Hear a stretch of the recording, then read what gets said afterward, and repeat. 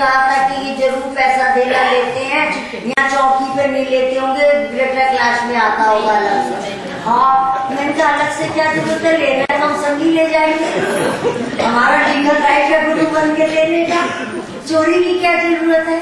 तो ₹रुपया मेरे से लो, ये तुम जाओ जाके देख लो, पता लग जाएगा, अभी का भी टेस्ट कर लो। तो पानी पियो छान के, गुरु करो पहचान ले। लेकिन पहचानने के बाद अगर तुमने पहचान लिया जो अभी गाया था, नहीं सदगुरु पूरे गुरु है मैंने जान लिया, अनुभव करके सदगुरु को पहचान लिया। लेकिन पहचानने के बाद ये हमारा रिक्वेस्ट भी है, ऑर्डर भी है और एक शिक्षा भी है तुम लोगों को।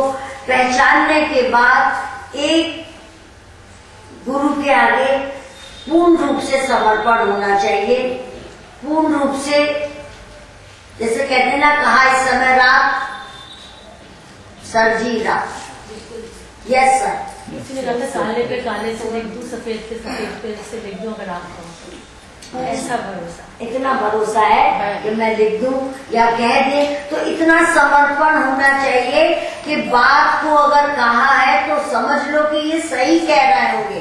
तुम लोगों के अंदर ये कमी है, तुम्हारी अल्प अपनी सोच के लिए, क्योंकि तुम सही गलत की पहचान नहीं कर सकते हो। तो कभी कोई दूसरा कुछ सुनाता है, तुम कहते हो हाँ ये बात है, अच्छा नहीं दीदी माँ ने कहा नहीं, अच्छा तुम अपना विवेक से काम नहीं लेते हो। चलो विवेक से काम न लो, लेकिन जब पानी छान के पी लिया और गुरु तुमने पहचान लिया, कम से कम समर्पण तो कर सकते हो सच्चे मन से। अगर हम कह रहे हैं कि नहीं यहाँ तेरी गलती है, तो ये दुख होता है कि इन लोगों ने अभी पहचाना ही नहीं। अगर पहचान के समर्पण कर दे, समर्पण करें, तो सच में अगर हितैषी और निष्कामी गुरु है तो वो तुम्हारे को सारी चीजों से गैस भरती होगा। लेकिन मैं देखती हूँ जहाँ मौका पड़ता है वहाँ अपनी बुद्धि चलनी शुरू हो जाती है, वहाँ जीवन तो काम करने लगता है मौका पाने पे कि ऐसा था जी वो। ये नहीं कि आप बोल दो जी एक बार डिसीजन दे दो, ना लगाना पड़े। तो गुरु कई तरीके के होते हैं कि पहचान के कर लो। जैसे एक बार एक दृष्टांत सुनाया था कि राजा को ये था कि गुरुजी जो बहुत आनंद में रहते हैं ना, दिखाते हैं मैं लोभ से, मैं लालच से, मैं राजसी ठाटों से बहुत परे हूँ, जब तक इन्हें मिले नहीं है ना, जब तक ये ऐसे हो रहे हैं, जिस दिन इनको मिल जाएंगे ये भी बंध जाएंगे। जब तक अंगूर नहीं मिले लोमड़ी को, खट्टे दिख रहा है, जरा अंगूर देखे तो देखूं इन्हें। पहचाना, पहचानने की परीक्षा हो। हम तो खुलेआम कहते हैं कि लो परीक्षा। डरेगा वो जो पूरा नहीं होगा, डरेगा वो जिसने कुछ न कुछ गलत चीजें इकट्ठी करी हुई होंगी। समझ रहे हो? हाँ जी। तो उसने, राजा ने अपने गुरु को महल में बुला लिया, बुला के रखा महीना भर काफी अच्छा टाइम होता है, आदत पड़ गई। खूब खिलाया पिलाया, सेवा करी, मान किया, गद्दों पे राजसी ठाटों में रखा, सब कुछ करके खूब। जब उन्हें देखा अब तो गुरुजी बहुत खुश हैं यहाँ पे, तो अब इनको लगता है कि आदत पड़ गई है, अब इनको पता लगेगा यहाँ से जाने में। तो बोला महाराज जी 1 महीना सावन का व्रत लिया था आपको रखने का, सावन खत्म हो गया है, आप कहें तो मैं कुटिया तक आपको छोड़ दूं, भिजवा दूं, आप कहो तो। अगर आपकी मर्जी हो, आप चाहो तो भी रह सकते हो, मेरी तरफ से कोई बात नहीं है, आप रह सकते हो। लेकिन अगर आप कहो तो मैं आपको वहाँ छोड़वा दूं। गुरुजी ने अपना उठाया काम झाम, बोले चल चल ले चल, हाँ चल। राजा बोला अभी कह रहा है कि माँ जाके तकलीफ उठाएंगे, तभी इनको पता लगेगा। जाके राजा ले गया कुटिया में नदी किनारे, और वहाँ पे छोड़ के खूब प्यार से नमस्कार करके और कह के कि आप आए हमारे घर, रहे बहुत अच्छा लगा और आ गया। अगले दिन सुबह जाके देखा कि क्या देर तक सो रहे हैं, या रात भर जमीन में नींद नहीं आई, क्या हाल है गुरु जी का, चल के देखता हूँ। परीक्षा ली, वहां जाके क्या देखता है, ड्रामा ही पलटा हुआ है। ना तो गुरु जी सो रहा है और ना समाधि में बैठे हैं, कुछ भी नहीं।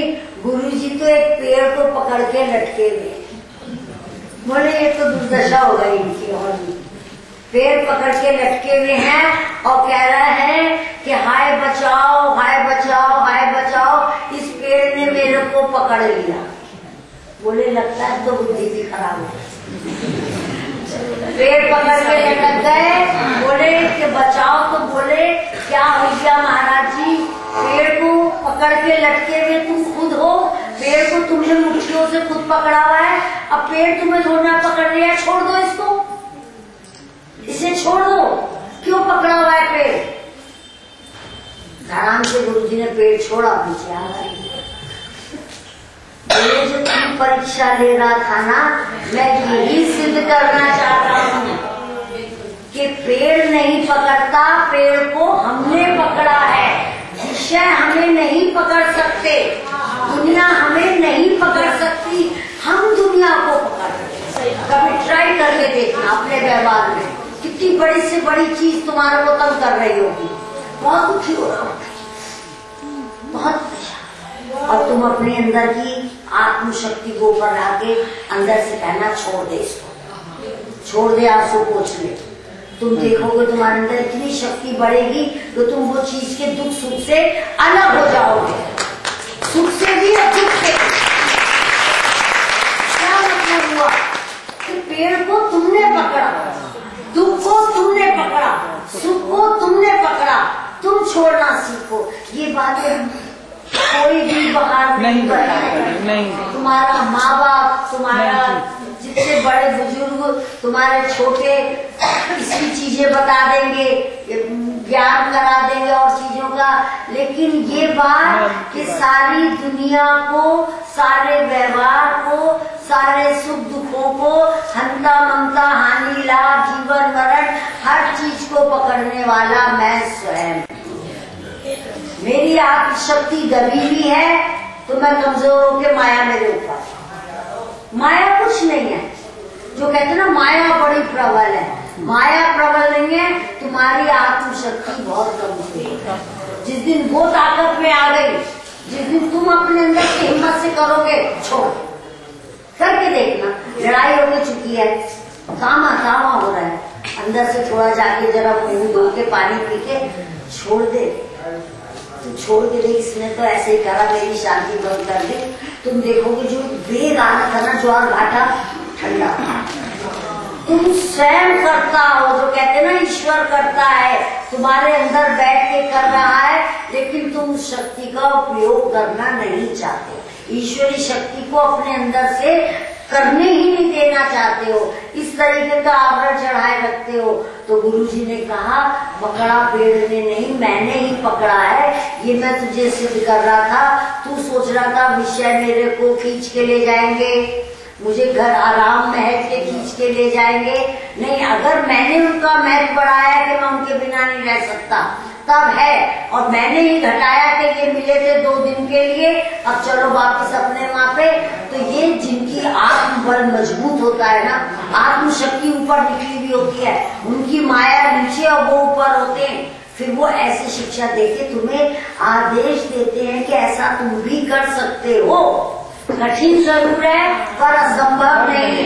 इतने इतने साल के तुम सत्संगी हो गए हो, क्या तुम भी अपनी शक्ति को, आग को जो चिंगारी राख के अंदर दबी हुई है, हवा लगने दो, पता लग जाएगा। अगर चिंगारी भभक पड़ेगी थोड़े टाइम बाद, पता लग जाएगा इसमें चिंगारी आग है या नहीं, और अगर नहीं बलेगी तो पता लग जाएगा कोई फायदा नहीं। तो अपनी शक्ति को, अपने विवेक को ऊपर रखना चाहिए। संसार का विषय तुम्हें जब ही गिराते हैं जब तुम्हारा स्वयं का मन कमजोर पड़ जाता है, उसको वासनाएं दबाने लगती हैं, इच्छाएं दबाने लगती है।